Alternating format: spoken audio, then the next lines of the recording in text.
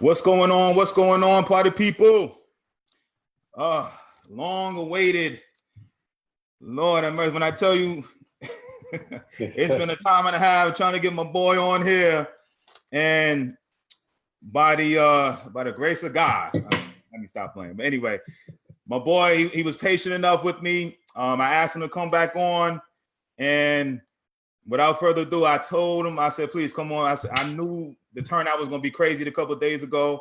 And, I know I expect another great turnout today. I keep telling you guys, I want to start transitioning over to the pro side. We had Kelcy Mucker, who is a college coach on Thursday. And then we went strictly all, major league when we got Orlando Hudson to come on yesterday.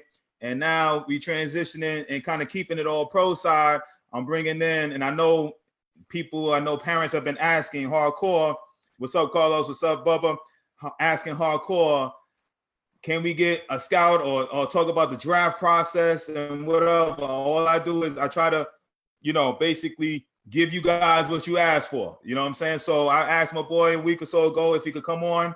And, during his, times when he's about to hit the road and get going for his season, he agreed to come on. And we had the problem to come on the other day, but he came back on today, and I appreciate it. He knows how much I appreciate it. And I know you parents are going to appreciate it too. This is a wealth of knowledge. Like I always bring on wealth of knowledge guys. All right. He's been through the process. Not only is he a scout, but he's been drafted himself, played in the system, understands the game. Played with a lot of major leaguers. He done drafted a lot of major leaguers. He done traveled the damn country doing this thing. So when you want to talk the pulse of the game, this is him. This is who he is. We don't have great talks about this whole process, and he's filled me with a bunch of knowledge, man. And man, you know what I'm saying? I'm just so happy to introduce Kelcy Mucker, aka Big Muck. You know what I'm saying, to the show today. Kelcy, man, if you could, man, I appreciate you coming on and coming back on Saturday. I know you could be doing a lot of things, man, but I want to say thank you, man, for coming on. And if you could, man, just kind of give a little background. Tell me what tell the people who's listening in where you from. From your playing days all the way through up to where you are now. Okay, well, thank you for having me. Like I said, my name's Kelcy Mucker.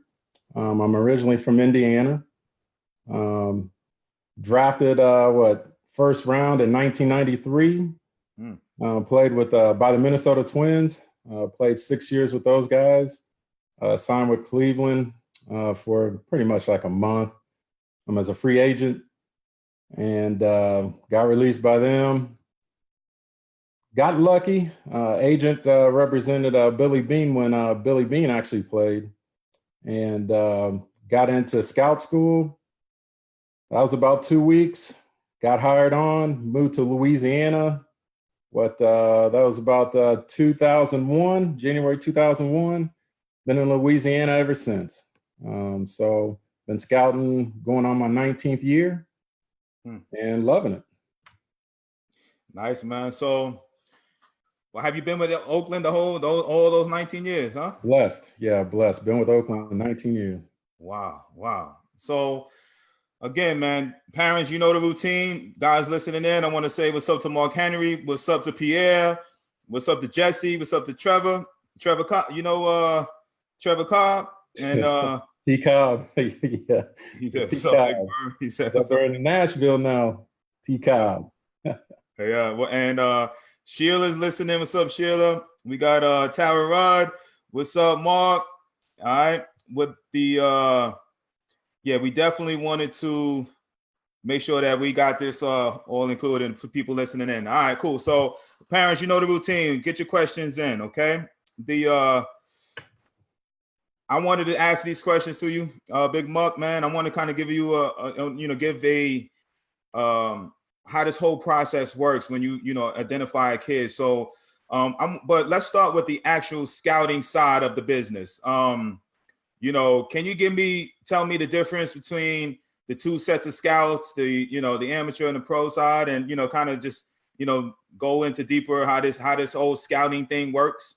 Sure. Me being an amateur scout, that's my job.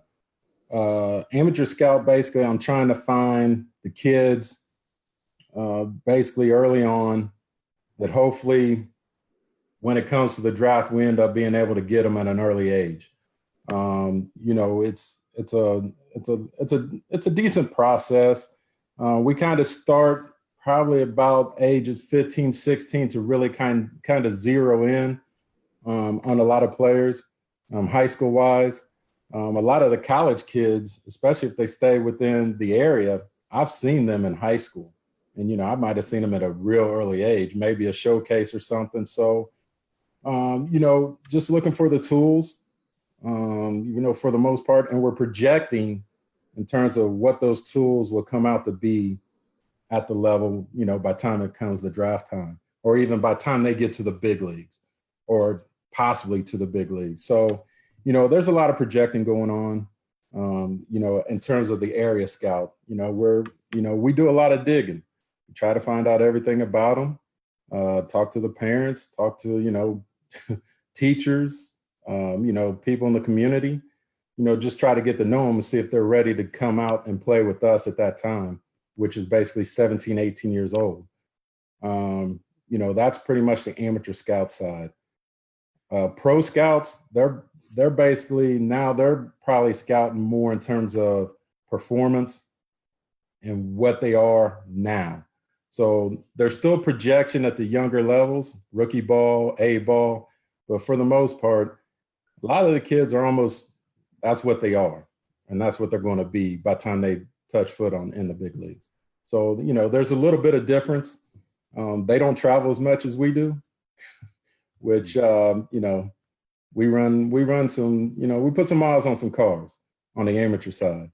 Pro side, they'll still do some traveling, but they get to sit somewhere about 4 or 5 days and just sit. So there's a little bit of a difference, but we're still doing the same thing. We're evaluating tools. Nice, man. So you said right around that age of about 15 to 16 is when you start, hey, this kid has a tool or something, you know what I'm saying? Yeah. We never really got to I could do a whole show about this, but if you could, this wasn't one of the questions that I have, I'm just going to go on off over there, but talk about the 5 tools the tools that you guys look for, you know what I'm saying? Like, if you could just, dig a little deeper and go deeper into that. What are the tools? What do you mean by tools? Well, the tools we grade is hit, power, speed, your arm strength, your fielding. Those are the tools that we grade. Those are the 5 tools. You always hear, 5-tool package and all. Those are the 5 tools. There's other things that we evaluate as well, but in terms of just tools, we're looking, hitability, power, strength, speed, fielding, what type of hands you have, footwork, just those little things. We get more in depth in terms of scouting when it comes to that, but just in general, those are the things, the arm strength across the diamond or from the outfield. There's, those are the 5 tools. Those are the 5 main tools that pretty much you always hear about. All right, cool. Now, are there guys that make the big leagues with, less than 5 tools? Can you have 1 or 2 all the time and make all it the time? Big leagues? Yeah, all the time, but it's usually a very special tool.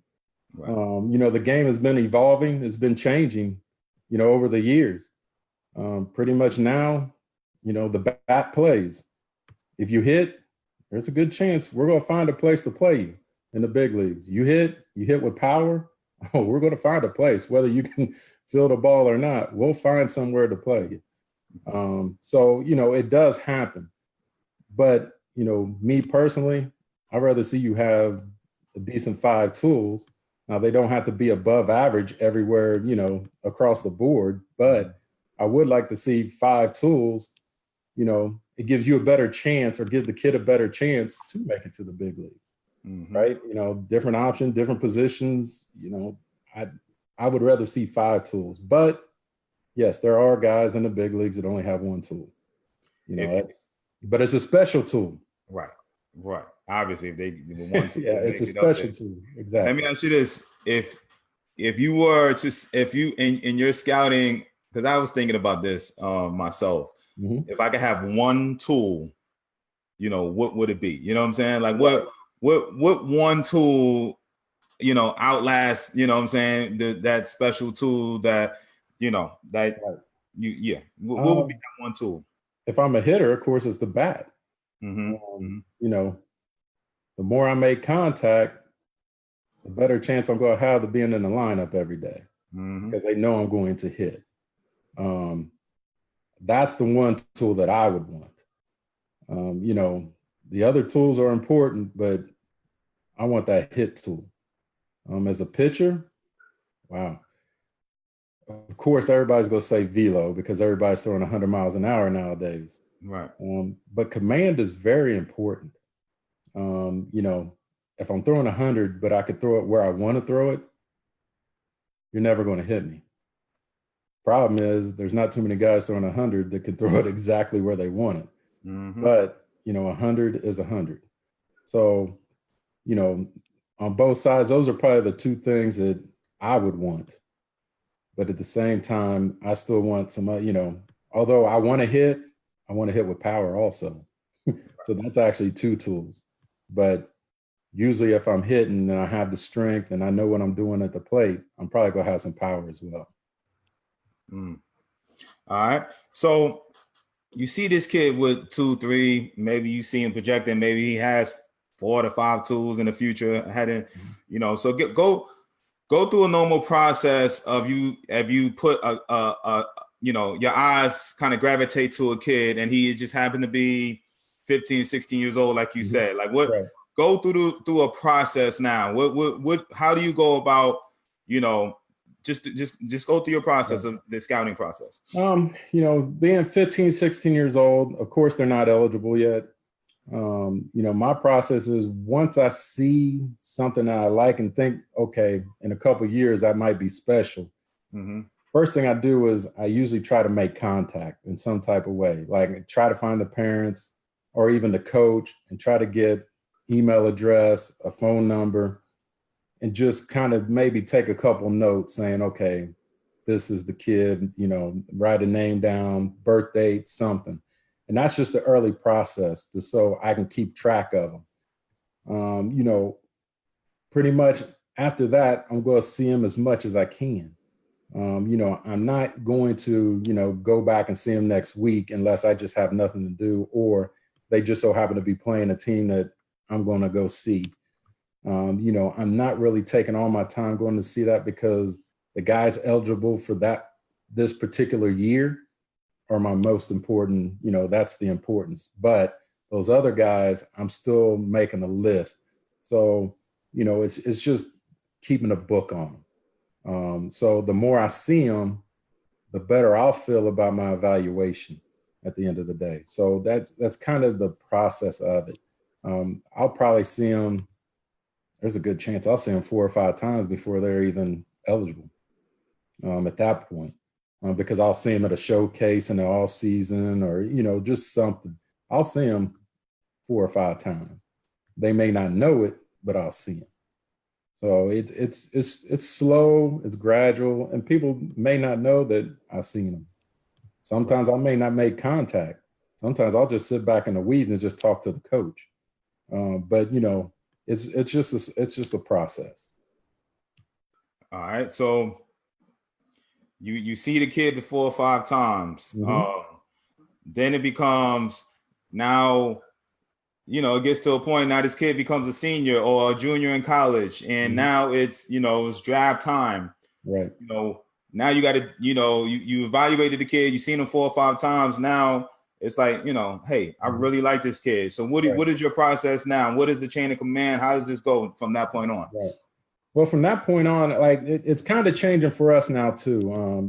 I don't know if a lot of kids or even parents even know. Now we have what they call a prospect link. Basically, Major League Baseball has put together this link to where the kids only have to fill out a questionnaire one time. So it's a universal questionnaire. So, normally I would be sending out my questionnaires religiously. Like this time of the year, that's all I'm doing, sending out questionnaires, trying to get it back, try to get the address, the phone numbers. all those basic information we need for our computer system, and, an easy way to contact them. So, at this point, now those links are going to go out probably the year before you're eligible, or, even the year that you are eligible if somebody sees you and puts you in the system. So that process is, and it's most important, the kids have to fill out those questionnaires for us to have the information to even have a chance to draft them. Now they may not really know that, but for us, we need it. Birthday, phone number, email address. We need it for the computer system. So a lot of it is just getting information, because the evaluation part is almost the easy part in terms of scouting, the evaluation part. The hard part is collecting all the data, getting to know the parents, getting to know the kid, just seeing, their makeup, their character, their personality. A lot of that stuff goes into what we like about a player. So it's not just the evaluation, but once we see you, once we evaluate the tools, there's so many other things that as a scout that we do that a lot of people might not know.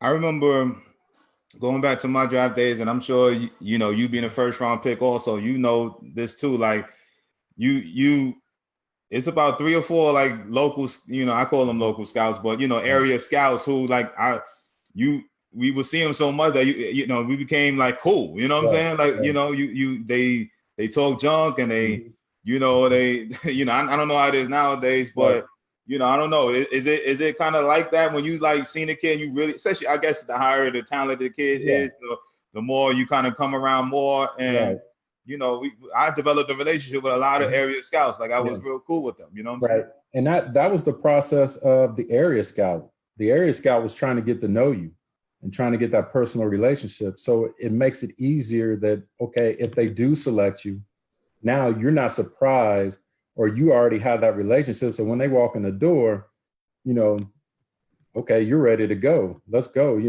Now you can believe everything that they're telling you is going to happen. And that's going to happen with that club. So it's a process. I mean, we try to get to know them the best way we can. Sometimes we have big areas. So there's only so many times we can actually get there and have that type of relationship. The college kids is a little different, because some of these schools aren't allowing us to talk to the kids during the season. Really? So, there's certain schools that, okay, we've already met with some of the colleges before the break or before their exams. So we've already done meetings with them. Now I won't get to talk to them again until May. Wow. So, what type of relationship am I going to have with them? Now, at some of the schools, at least, like I said, I've seen those kids in high school. So I already have a relationship with them. Now, they might not have seen me for 3 years, right? So, they remember me, but they may not remember me. So, it's just, we try to get to know them the best way we can. All right. So I know we talk about certain organizations, like who, I know last year you drafted how many guys out of this area? Last year also, I'm trying to get my years confused. Last year, I think I drafted 4. I think I drafted 2 from Ole Miss, drafted 1 from Louisiana Lafayette, and 1 from McNeese State. Okay. So yes, I drafted 4 last year. All right. So you got 4 guys out of this area over here, and it just so happened all of those guys just happen to be college guys, right? So explain to the parents listening in, how different organizations, how they go about their business of, evaluating kids and who they like at, some certain organizations. Obviously, Oakland may be one that they like college kids, right? Or another organization may really like young high school kids. You know what I'm saying? Can you dig a little deeper into that? Well, yeah, I mean, there's 30 clubs. I can really only tell you Oakland wise, we do take a lot of college kids. That's mainly because of, budget wise, money wise, that's out of my realm because I'm just an area scout, but less risk. When you start comparing the high school kid and the college kid, we get 3 more years to evaluate that kid in college. or even JUCO, 1, maybe 2 more years of evaluating that kid, seeing a different level of pitching or a different level of hitter, where it's a pitcher. So that's easier for us to kind of evaluate and get that track record once again, because that's the whole thing. Just like seeing a high school kid when they're 15, 16, now that's a track record. So now, that book is a little deeper on that college kid. Plus they play more games, a higher level, depending on whether it's an SEC school, they play a lot of games, and that's probably the best, one of the best conferences in the country. So, you see a lot better competition. You see them against better competition. So it's a little easier, and you eliminate some of the risk in terms of your evaluation. High school kids, nowadays we're seeing a lot of travel ball and showcases. They really don't play a lot of games during, we're older, although we don't like to believe it, we're older. So when we played, we were playing Legion games. I don't even know. I haven't seen a Legion game in a while. I'm a scout. Yeah. So, Legion games used to be good because you play 3-4 times a week. Mm-hmm. And you actually played games to where now you got travel ball, and then the showcases. Now, a pitcher goes out, tries to blow it out for 2 innings, try to hit 95, 96, then they're done. Well, they're really not learning how to pitch. Mm. They're just lighting up the radar gun, right? So, it makes evaluation hard in terms of, okay, do I think that guy is going to be a pitcher, or is he just a thrower? Is he a reliever, or is he a starter? So it makes it a little tougher, but you do see the tools there. So now that makes, seeing them during the season a little more important in terms of once you see them, okay, he hit 98. Now you see him during the season, oh, they're pitching 92, 93. Okay, which one is he? Right. So, that's the evaluation part, that's, makes it a little difficult at times, but that's the reason why, just for the Oakland days, it's just less risk. Now, it don't mean we haven't taken a high school kid, because we will, if the moment's right, if the risk is not very much, and, if they're willing to sign where we're picking, then we'll take them. But, it's just, there's a lot of factors that go into it. Mm. Whereas another team will, they rather take the high risk guy. That's just what they do. Mm. It don't mean they don't take a college kid. It's just, they prefer taking that higher risk guy, the projection guy, the guy that may take a little longer to get to the big leagues. They're willing to do that. Let me, and parents, I'll get back to all your questions. I promise you. I just want to, just dig a little deeper into everything he's saying. So I know the conversation we had a while ago, we talked about the SEC caliber player, basically being, ready-made, kids, solid, but it could be another, another set of kids that are highly talented, but just not just raw enough to not, get that D1, high level SEC scholarship, what I'm saying? But he has to go to junior college, which you said that, what's your plan when you see a guy like that's talented, that, you being a scout and being around that, this kid is talented. Right. It may take a year or two to develop in SEC. They don't have the time, but what's your mindset on, those type of kids that are just a little raw that got to go to a smaller school or definitely to a junior college? Right. Well, my mindset is when I see them, the first thing I'm saying is they're not ready to go with us. Because you got to know your organization. For me, they're just not ready to go with us, right? Mm-hmm. So now the next step is, and most of the kids, they want to go to Ole Miss, Mississippi State, the big SEC schools, pretty much they all want to, right? So everybody wants to do that. Well, I don't want to tell them what they should and shouldn't do. And I get asked, what should they do all the time? And I was like, look, the best way to get better is to play. Now, if you believe you're going to go to these big schools and play right away, then yeah, go. But if you think you're going to sit there and sit for 2 years, you're probably not getting better for those 2 years. So, there's nothing wrong with going to a JUCO. There's nothing wrong with going to NAIA, Division II, Division III. There's nothing wrong with it. Just think, those kids are playing every day. So, those kids are getting better, and you're still playing at a better level than you were in high school or wherever you were beforehand. So I just say you need to play, especially the real raw kid that probably hasn't played a lot of baseball before. You just need to play. So now, there's teams that will sit there and take that kid and put them in their system. And then, they're sitting in GCL, AZL, and they're playing and they're getting better. But, if they don't want to do that, if they don't think they're ready, if the parent don't think they're ready to leave home, go to Arizona or Florida and sit there for a year, then, what's wrong with going to a JUCO? What's wrong with going to an NAIA? So, I just don't like seeing that kid, go to that D1, that, big school, and then they don't play. And then, now the parents are, hey, you know what, they're not playing. I can't control that because I'm not coaching that team.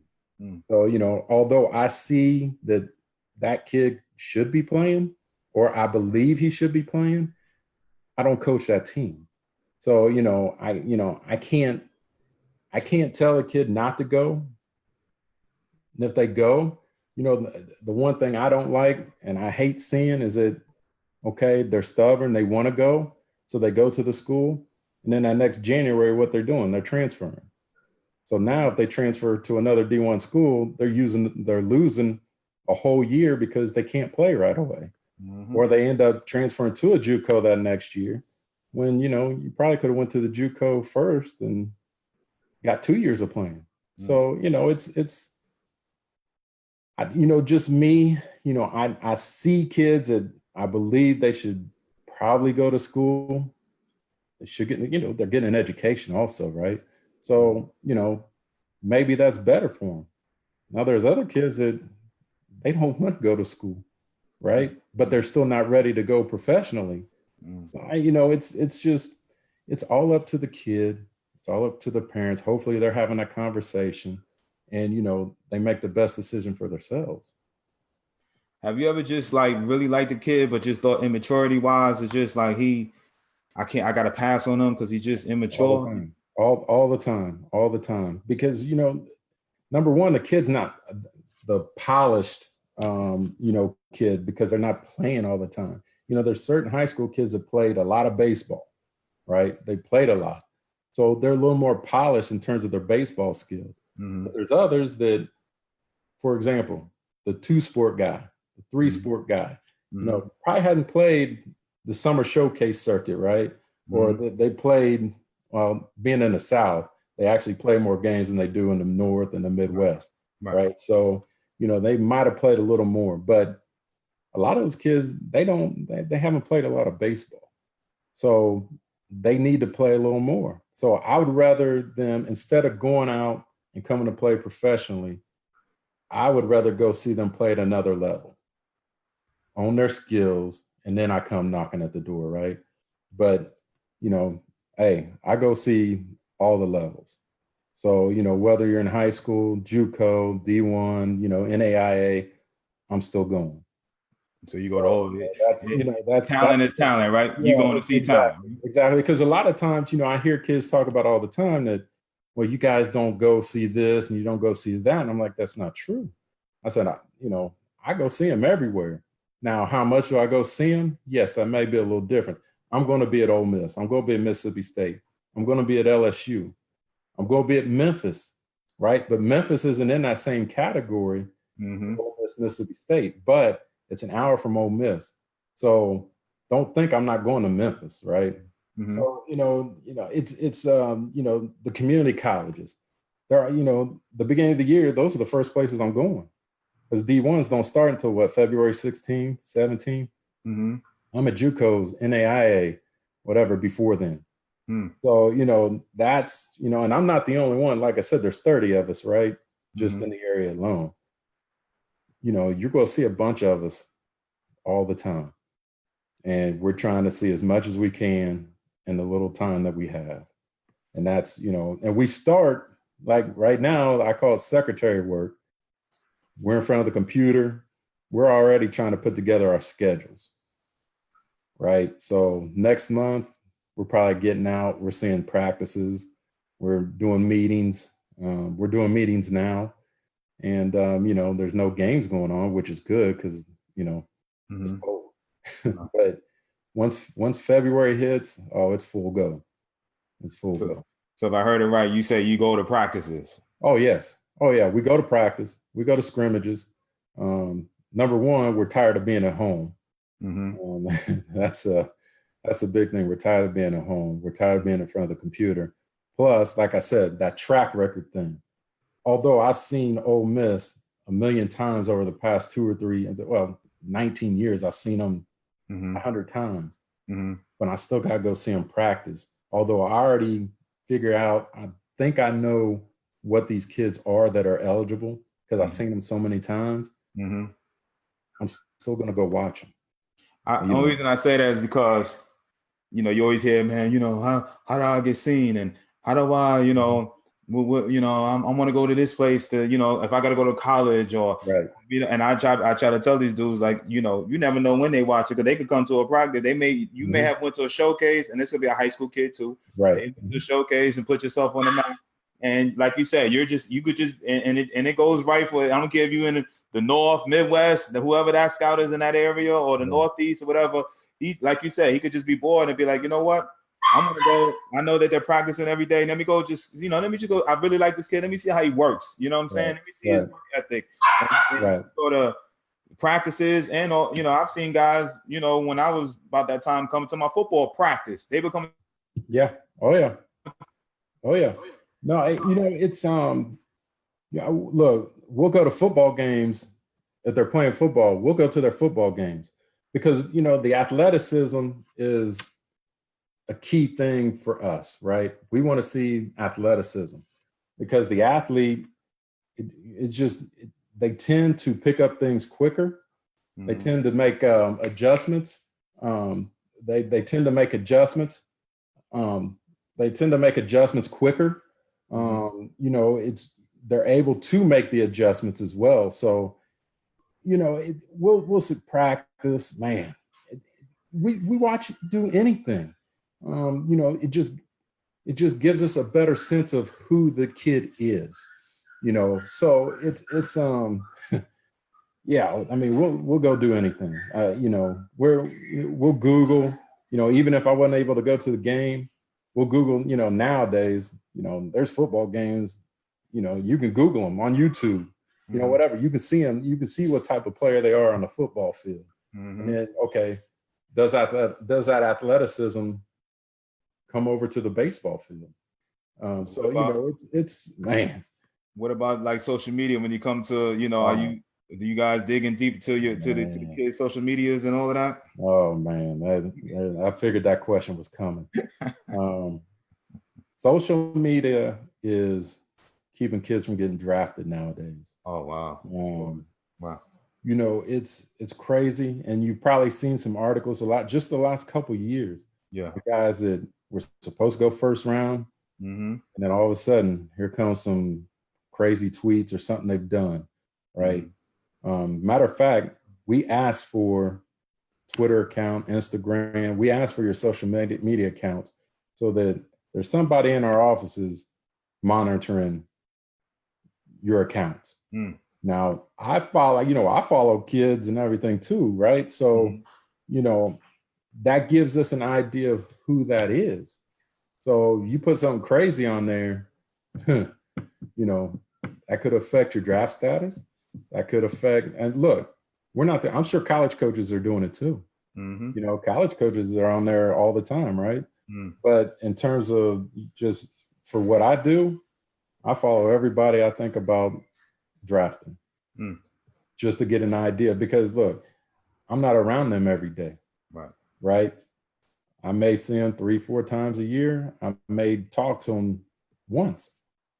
Okay. So what type of character this kid has, what does he do? What don't he do? Nowadays everybody's on social media, right? Twitter, Snapchat, all that stuff. We're looking. Believe it or not, we're looking. Although we don't have a whole lot of time, but we're looking. Yeah. That's good information right there, man. That's the nugget of the day so far. You said there has been kids who have not been drafted because of their social media, or they dropped, or you read all these articles. They're supposed to go in the first round, right? Mm-hmm. They end up going 10th round, 30th round. Now there's other circumstances that go into all that stuff too. But we grade social media. That's what some of these kids don't realize. We actually grade them. So, I try to warn them. Hey, you better read over it before you hit send. Right. You probably heard it a million times from just different people. Right. But read over it before you hit send. That's all I could say. All right. Well, I'm gonna get into some of these questions from these parents. We have a few questions in. We got a Bubba from Alabama asks, "What tournaments do you make it around the Southeast?" Oh man, yeah. For me, it's the big one is the East Coast Pro Showcase. For me, that's the one I go to. And that's beginning of August. That's the big one. Now, not everybody goes to it. But there's different small workouts that go on throughout the area. Basically, if somebody's playing or somebody's putting on something, then we're trying to get to it. Probably not so much. Well, nobody's really going to put one on in the spring for the most part. Right. But once you get after the draft, just whenever, look, we're just trying to go see baseball, right? So it don't matter where it's at, what it is, we are trying to get there. So, that's, man, East Coast Pro Showcase is the big one. But, we put on a big workout to pick that team as well before we even get to August. And that's usually after the draft, about 2 or 3 weeks after the draft. So pretty much if you're invited, you might want to go. That's because there's going to be a couple of scouts at pretty much all of them. Okay. How important is the high school coach's role in the recruiting process or, the draft process? It's very important because they're the ones that get the information out there, especially if you're a pitcher. Now we try to tell all the kids, or at least the kids' parents in high school, take initiative and actually let us know when they plan to pitch them, right? Because for us, information is key. So, if I know such and such is pitching on such a day, then I can schedule my schedule around that, right, to get in to see him. Or if it rains somewhere I plan on going, but I know they're pitching and it's not raining there, then I can actually get to it.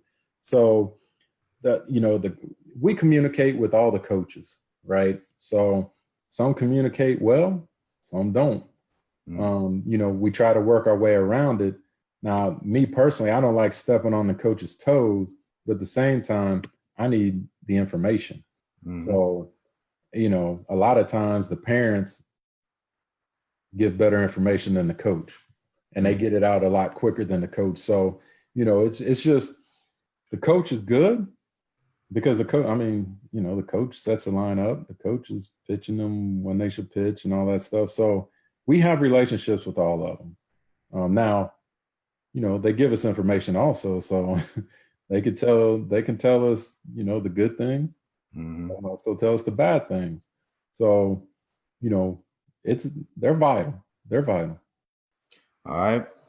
What is the link? I know it's this earlier question. I think you had said something about right now when we were talking about questionnaires and stuff, and Bubba wants to know what is the link you were talking about? That I think it was. Yeah, it's called Prospect Link. Now, like I said, basically, it's new. So honestly, it's new to me as well. And for the most part, if we have you in our system and we have an email address, then I know with Oakland, our people are going to send out the invite for you to fill it out, right? So it's basically a questionnaire, and that's what it is. So you would get an email, and it's basically, talk about the prospect link. you click on it, you fill out the information, you hit send, then you're done. In the past, you would probably get 30 different letters, right? And you got to fill out 30 different ones. So now Major League Baseball has actually tried to help. It helps. First of all, it helps me out, so I don't have to send out 200 every year like I usually do. So I don't have to do that anymore. The kids don't have to fill out 150 questionnaires. Now, basically, they'll probably only have to fill out one and maybe a few extra questions. So it's called the prospect link. So, if a scout has you, in or plans on turning you in, you'll probably get an email. So always check your emails. So it ain't something that they can do ahead of time. It's like a scout has to, recognize you first, right? Well, yeah, but I think if you go to any of these big showcases now too, I believe because this is the first year of them doing it. So I believe the college kids started filling it out at the Cape. The Jupiter Showcase, I think kids were filling it out there. Team USA Showcase, they were filling. So Major League Baseball was actually having the kids that were at these showcases fill the stuff out. Like I said, it's a whole new process right now, but that, from my understanding, that's how it works. Basically, you're going to get an email. So whatever email we have, and hopefully, you're not changing them all the time, and it's an updated email address, and hopefully you check your email.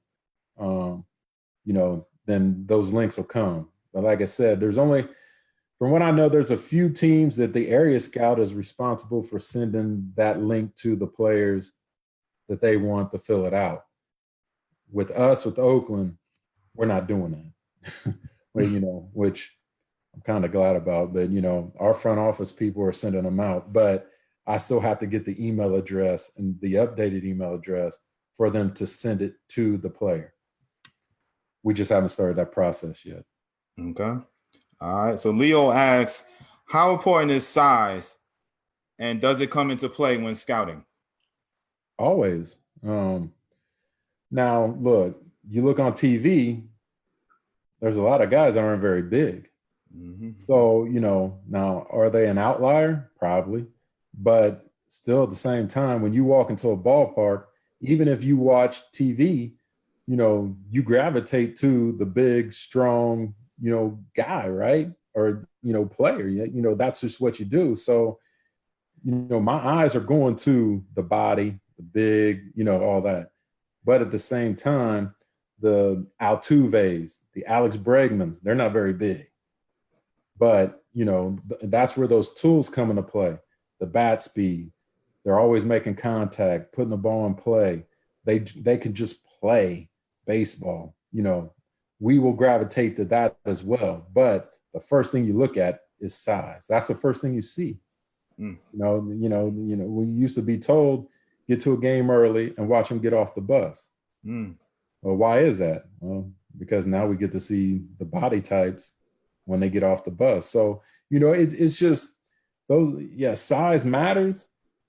At the same time, you see a lot of guys on TV that they're not very big. They're not very big. Mm-hmm. So, it does matter. All right. Mark from Indiana, he represented you earlier, talking about the Hoosier State a little earlier. So there you go. Hoosier. Mark Woods, he said, you mentioned command. Mm-hmm. Is command more desirable from a scouting perspective or velo? Wow. Well, the first thing you see is velo, right? Mm-hmm. So we do look at it. But now when I start breaking down the picture, I would love to see command. Command, you don't have to throw 98 if you can command the zone, with some movement. So, I would say now velo plus the command is, that's perfect, right? Mm-hmm. Velo and the command.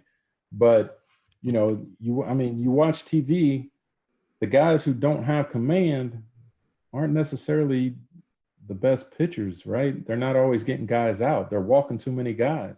So, I want to see command, especially at the young level, they may not have the velo, especially when they're young, right? So, you know, I would rather see you trying to learn how to command the baseball than the velo. So, you know, I mean, of course it's all a combination, but if you ask me, I want to see you command it. Now, you know, there could be mechanical issues. The kid may not be strong enough yet, but he could command, right? So if he can command the baseball, now as he gets stronger, now you're getting command and the velo. So, you know, there's so many, you know, the age of the kid, how strong he is, you know, has he grown into his, you know, is he growing still? You know, all those things come into play from, you know, a scout perspective. But, you know, when I'm seeing a pitcher, I want to see the pitcher be able to, you know, throw strikes. All right, that's good information, man. So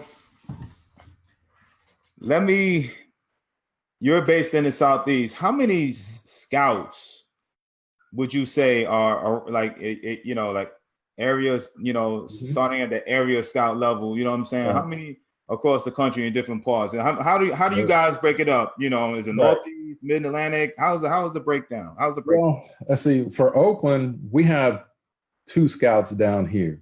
So like I have Louisiana, Mississippi, West Tennessee.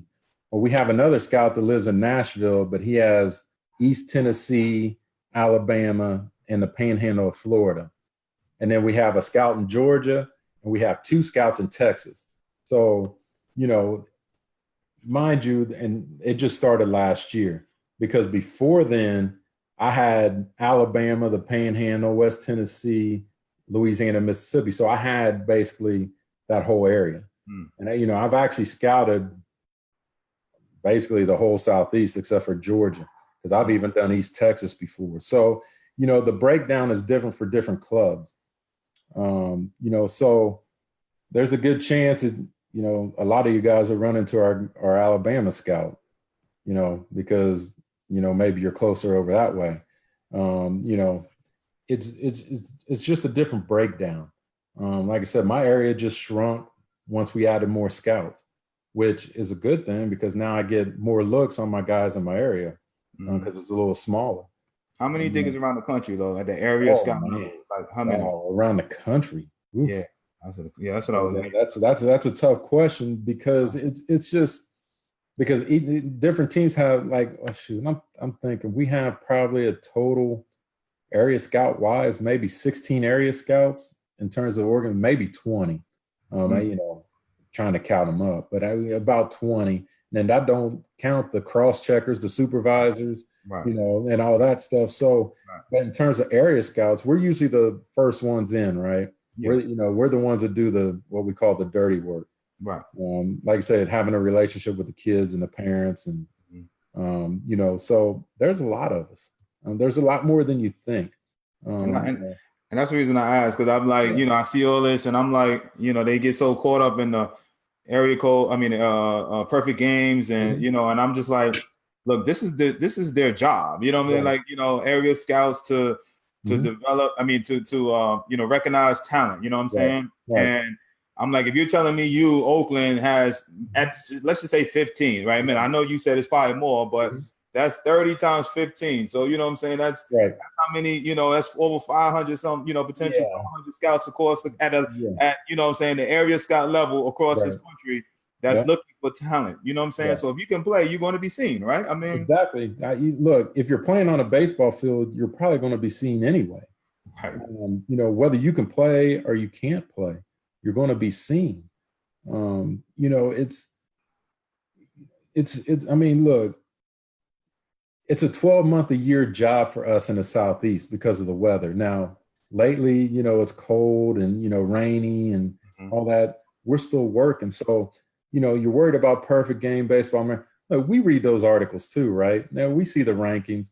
But look, you know, Baseball America, perfect games, all those articles, name me the last person they drafted and signed. You know, I mean, that's just the truth. So, you know, a lot of times, you know, you're worried about where you're ranked on those lists. They haven't signed anybody. Right now, you know, look, if you're ranked number 1, we probably already know about that kid, right? We probably known about them for 3 years. Right. So, it's, that's, don't look at number one, number 850, right? We might know about them already too, but they're not 850 on our list. Right. So, it's, we read those articles too. We see them, we wake up.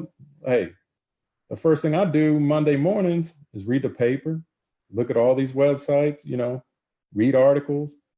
That's what I do. Look, that's how I get names. And then now the homework begins. Right. Okay, I got a name. Let's go. Now, I might already know about the name, but there's sometimes I don't know about the name. Right. Well, then I start doing the job that I need to do. But, we're going to see you. Now all 30 clubs may not see you just because of we all have different, like I said, different areas, different schedules, different things we have to do. Maybe we're not in on the kid. Maybe we didn't see him well. There's just different things that goes on. Now, the college kid, during the season, the second thing I do after I read the papers and the articles is now I start going to statistics. Now I start going to look at the stats, because the one thing about the stats tell a story. The stats tell me that, okay, this kid's doing something when I'm not there to see it. So, that's the stats are a tool. It's not everything. It's just telling me that, okay, I might need to go see these guys because, man, these guys are raking. They got 10 guys that's hitting 330. Let me go see it. Right. So, those are different things that I do. And that's before I even get in the car and go anywhere. Well, what's the difference in a high school stats and college stats? Like, well, because you said the college guy, it tells a story. So it tells a story. So a high school guy, it doesn't. It tells a story, but here's the thing: Are you facing 95 every day in high school? It's competition, right? I mean, look, I played at a small school in Indiana. I did not face. I don't remember facing. I think I might have faced one kid in high school that maybe was mid 90s, maybe one, right? And I didn't go to showcases. Right. Played 20 something games a year because our first game of the year was snow was on the ground, right? Plus I'm from Indiana, so we making the regional Sweet 16, and this is back in the day before they went to classes. So we were still Hoosiers, right? Right. Basically April. By time March was over, now baseball starting in April, snow's still on the ground. So what in the world are we going to do, right? So I remember scouts were told go see him late in the year. Right. Well, it's April. The draft's in June. So how late are you going to go see, right? So go see him late because he's not in baseball, shape, right? So it's the high school thing. The showcases are good because now, yes, you do see a hitter face some velo, but it may be 4 bats. Right. Maybe if it's a weekend, okay, maybe 12 at bats, right? And they could look horrible. Right. But it's the summer. They've already played their share of games, right? Now it's the summer. You're seeing the kid one time, right? It's the first time you ever seen him. He's throwing 96 with some life and he's like unhittable, right? The guy's probably going to go number 1 in the draft. But, I'm supposed to hit him, right? And vice versa. So now I do go hit him. Now all of a sudden the kid believes he's going to go first round. Right. Well, okay. Well, just, maybe, okay, he threw you a fastball. He didn't hit a spot. Boom, you put a good swing on it. Right. It was 96. Right. Does that mean you're going to hit him every time? Does that mean you're going to go to first? So, there's a lot of factors that go into scouting and where you're selected and all that. All I say is you want to play as much as you can, but I'd rather see you playing a game than a showcase, because I can get fooled in a workout. Right. I can see the power. I can see bat speed. It looks like you're making a lot of contact. I'd rather see, I want to see you do it there and in the game. So, there's a lot of factors that go into how I evaluate, and that basically as scouts, how we all evaluate. So, it's crazy because, see, you talk about the area scout, seeing, 4 or 5 times. Well, now with all these showcases, scouting directors, national cross checkers, they're seeing you just as much also. Right. They're seeing you at these showcases. So sometimes they see you more than I do. Can you, I got 2 more questions. One being this one right here. Can you kind of explain the difference? Because I was going to go on that on one topic as a whole, but since you're talking about it already, like talk about the different levels there is to scouting. You know what I'm saying? Like how the chain of command goes before the decision maker pulls the trigger on a particular kid. Okay. So, I mean, of course you got the area scout, and, I say we're the low men on the totem pole, but we're basically the first, we're like the Marines. We're the first in, right? Right. So, we do the dirty work. We do all that. We evaluate. Okay, cool. So then you have a supervisor / cross checker. That's the guy who usually comes in and looks at you, basically confirm what I seen, or basically say, I didn't see that, right? Then you have, we may send in another cross checker to say, hey, let's get another look and see, okay, Muck seen him this way, or the cross checker seen him this way. So let's get another look from another cross checker. So, you have the cross checker, or the supervisor, depending on what club, they call them different. So that's basically the next level. Then you have the national guy. The national guy goes and sees the whole country. The cross checker usually is region, Midwest, East, West, Southeast, whatever. So now the national guy goes sees the whole country. So, he's comparing you to the kid in New York, the kid in California, kid in Texas, kid in Florida. You see what I'm saying? So that's the national guy. But the national guy is usually only going to see top 3 round guys, because he's seeing the whole country. So there's only so much time he has. Right. Then you have the scouting director. Well, of course, he's the one that makes the picks. But then you also have, and those are your main ones. Different clubs have a hitting coordinator that'll come in, right? Really? A pitching coordinator will come in, breaking down the pitchers. Really? We have a lot of assistant to the GMs, or those guys will come in. That those guys are okay. They're the big dogs, right? So you have those guys that'll come in. You'll have a GM will come in. A GM will come in, especially if you're talking about your first round pick. Yeah.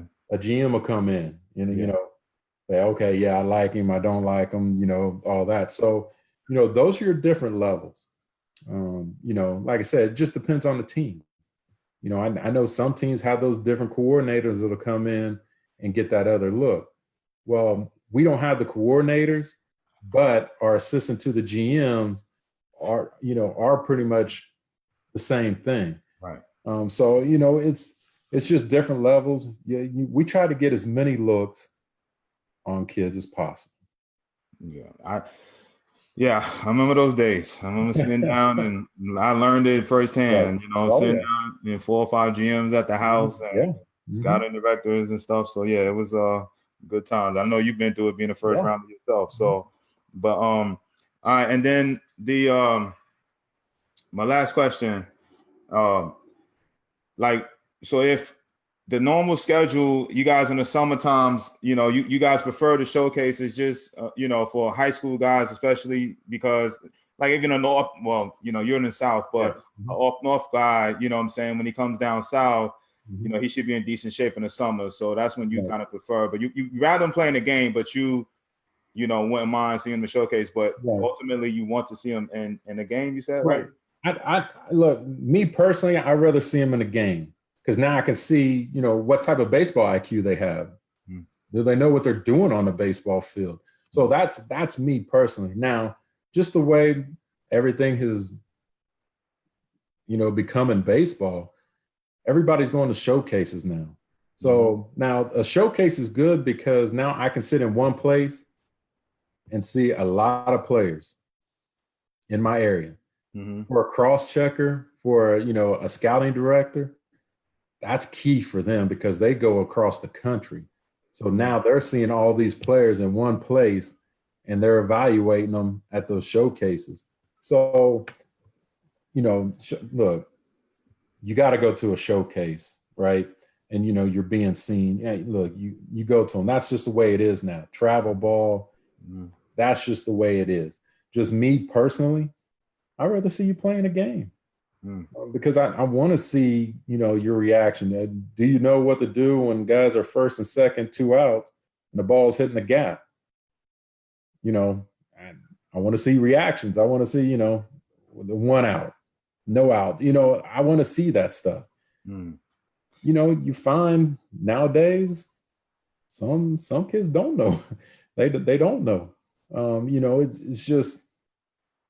It's a struggle, tug and pull, but you adjust to what's going on.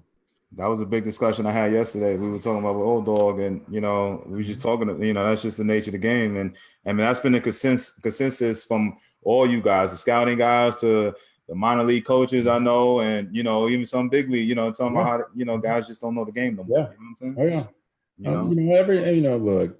I mean, you hear all the key words, right? Launch angle, everybody's, it's just, those are things we all hear. We hear them all the time. From a scout standpoint, we look at all that stuff too, right? But from an area scout, I don't have access to those numbers when I'm at the ballpark and I'm going to evaluate. So, honestly, if you mention launch angle to me, I'm kind of looking at you like, that's good. But, I'm evaluating just based off of, okay, I see you have a good bat plane. I see the bat speed. Right. I see you making contact. That's what I'm evaluating off of. Right. Now, the launch angle stuff, that's, okay, it's coming. But just when I'm seeing you, I don't have access to it when I'm in the ballpark. So, honestly, you can actually save that. I'm not going to tell you that, but at the same time, I can't, I don't have those numbers. Right. Now I can kind of assume that it's a pretty good launch angle or pretty good spin rate. I can evaluate that, okay, you probably have a good one. But, at the same time, I don't have the numbers at that time. I don't have the numbers. So, I can't evaluate it. All right. Last question just kind of came in real fast. College showcases versus the perfect game / PBR, etc. There's different levels. Honestly, I'll go to them all. The PBR, I go to them. And if I can make it there, I'll go to them. Like I said, if they're playing, I'm going. No matter what level they are. Now, I pick and choose based off of what I've seen before, or because I talk to them too. I mean, that's the thing. We talk to all of those guys. So when I see them at a totally another thing, hey, what you got going on? And they'll let us know. You got anybody showing up? Because like we're a business. It's funny as a scout, we go off of hearsay too. So like we'll hear a name. And, although you think I'm not paying attention, I might be writing down the name as you're speaking. Right. Oh, what school you go to? Okay. Or, it's in my mental Rolodex to where, okay, I might write it down when I get to the car, or I might write it down, when I walk down the line. So, as a scout, we're always looking for players. Now, different teams will go a little deeper than what maybe I will, because sometimes if I'm going to that small school, that kid might not be going pro right off the bat. Right. Well, if I go see him, basically I'm eliminating one day out of the 3 months, 4 months that I really have in the spring to see my whole area. So, it's kind of hard to chase down somebody that may not be ready. Right. to go. So, I rely on people like you because, you're coaching, you're working with kids, all that stuff, right? And like I said, we've already talked and about a lot of kids. And when the first time we talked, when we finally hooked up, you mentioned a few kids. I was like, oh yeah, I already know about him, right?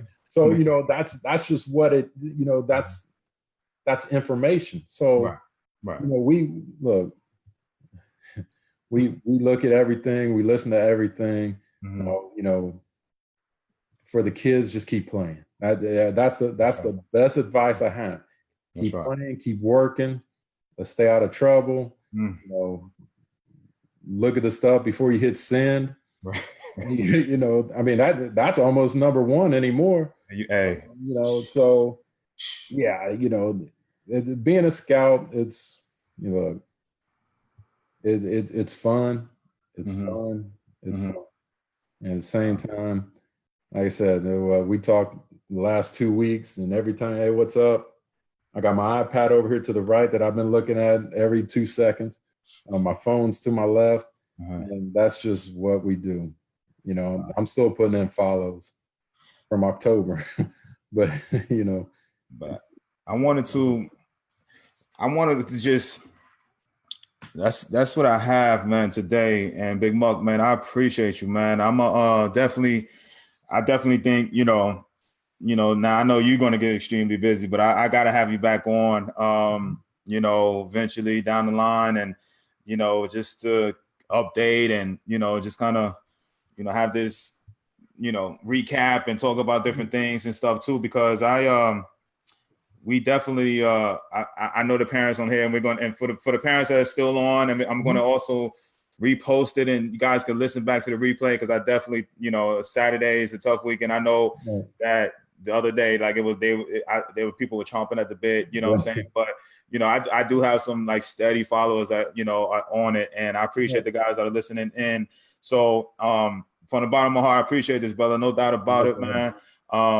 We will definitely be in contact. I thank you for, being patient with me over the last couple of days and giving me an hour out of your time today to explain and help, what I'm saying, these parents and myself, No problem. No problem. I mean, look, information is key, look, I get these questions all the time, right? Even when I'm at ballparks, parents come up, they'll ask these same questions. And, I try to give them the best answer I can without, giving them too much, right? And a lot of times it's, they want to know more about their kid and everything, which is fine. Right. And I like I said, I tell them what I can. At the same time, look, information is power. I hear a lot of bad information being given, right? I mean, I'm sure you've heard it too. So, to me, this is just a way to, give them information so that they can go out and, have some success. And, hopefully they're not expecting too much. Right. When it comes out, look, just let your son go out, play. Son, daughter, just let them go out and play. And don't worry about the pro stuff, because look, if we feel like you can play, we'll let you know. We'll come knocking on the door. You'll get a questionnaire, you get those meetings, and we'll let you know. Just just go out and play. That's probably the best advice I can have. All right, man. And then hey, I got a whole show just on the recap of this conversation we just had. You know what I'm saying? So tomorrow I'll be back on at 3:00 Central Time, and then Monday I got I told you about this name. It ain't gonna be your area, but I got Georgia Tech outfielder Baron Radcliffe, who is he'll be a big name that you'll be hearing from in the next year and a half. Got drafted already, but chose to go to Georgia Tech. But he's coming on, just gonna give you a day in the life of a college baseball player. I asked him to come on. I've known him for ever since he was, born, basically. But but we're gonna keep this knowledge going. I appreciate you. You know what I'm saying, Big Muck, man. And it's all love, parents. I'll see you guys 3:00 Central Time tomorrow, and we'll be back on. Muck, have a great day. I appreciate you, my dude, for coming on and doing this, man. No problem. All right. Have a good one. All right, man. All right, I'll take see you care. guys.